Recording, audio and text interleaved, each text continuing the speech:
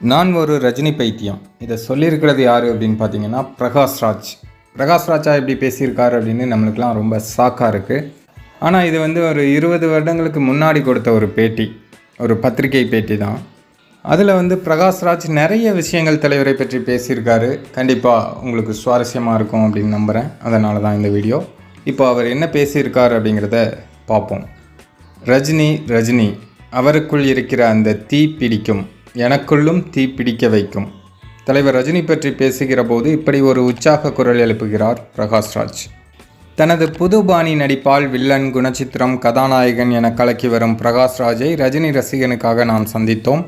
அந்த சமயத்தில் பிரகாஷ்ராஜ் கூறியது என்னவென்றால், டூயட் ஷூட்டிங் ஏவிஎம் ஸ்டுடியோவில் நடந்து கொண்டிருந்தது. பக்கத்து செட்டில் வீரா படப்பிடிப்பின் இடைவேளையில் எங்கள் செட்டுக்குள் விஸ் விஸ் விஸ் என்று ஒரு புயல் நுழைகிற மாதிரி வந்தார் தலைவர் ரஜினி.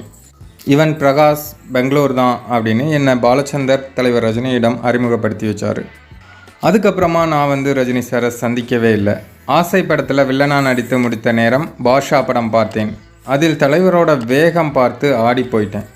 ஆசையில் நன்றாக நடித்திருக்கிறோம், இனி நமக்கு நல்ல எதிர்காலம் என்று எண்ணிய என் நம்பிக்கையே ஆடி போய்விட்டது.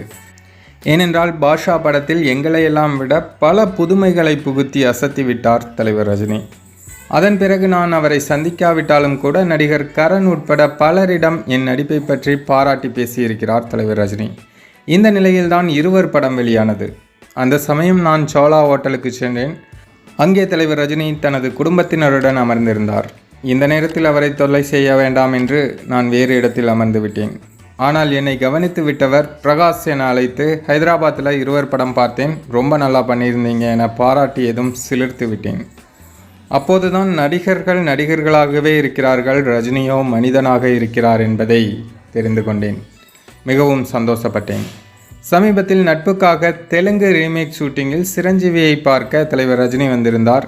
இதுவரை நான் யாருடனும் ஃபோட்டோ எடுத்துக்கொள்ள விரும்பியதில்லை. தலைவர் ரஜினியோடு எடுத்துக்கொள்ள ஆசைப்பட்டேன். அவரிடமும் சொன்னேன். உடனே என் கைகளை பற்றி கொண்டு போஸ் கொடுத்தார் தலைவர் ரஜினி.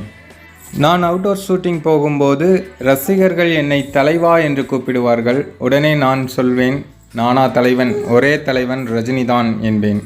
உடனே முன்பை விட என் மேல் அதிக பாசம் காட்டுவார்கள் ரசிகர்கள். எனக்கு தலைவர் ரஜினியை ரொம்ப பிடிக்கிறது. ஆனால் ஏன்னு காரணம் தெரியாது.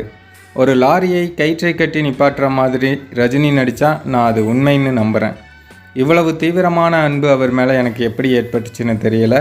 அதற்கு காரணம் என்னென்னு உங்களுக்கு தெரிஞ்சால் சொல்லுங்கள், படையப்பாவின் இளைஞர் படைகளே அப்படின்னு அந்த பத்திரிகை செய்தி வெளியாக இருந்தது. பிரகாஷ்ராஜ் இவ்வளோ விஷயங்கள் சொல்லியிருக்காரு தலைவர் ரஜினிகாந்த் அவர்களை பற்றி. இதிலேயே முக்கியமான ஹைலைட்டான விஷயமாக பார்க்கப்படுறது ஒரே தலைவன் ரஜினி தான் அப்படின்னு பிரகாஷ்ராஜ் சொன்ன விஷயங்கள் தான். சூப்பர் ஸ்டார் ரஜினிகாந்த் அவர்களை பற்றிய சூப்பரான சுவாரஸ்யமான விஷயங்களை பற்றி நீங்கள் தெரிஞ்சுக்கணும் அப்படின்னு ஆசைப்பட்டீங்கன்னா நம்ம சேனலை சப்ஸ்கிரைப் பண்ணி வச்சுக்கோங்க.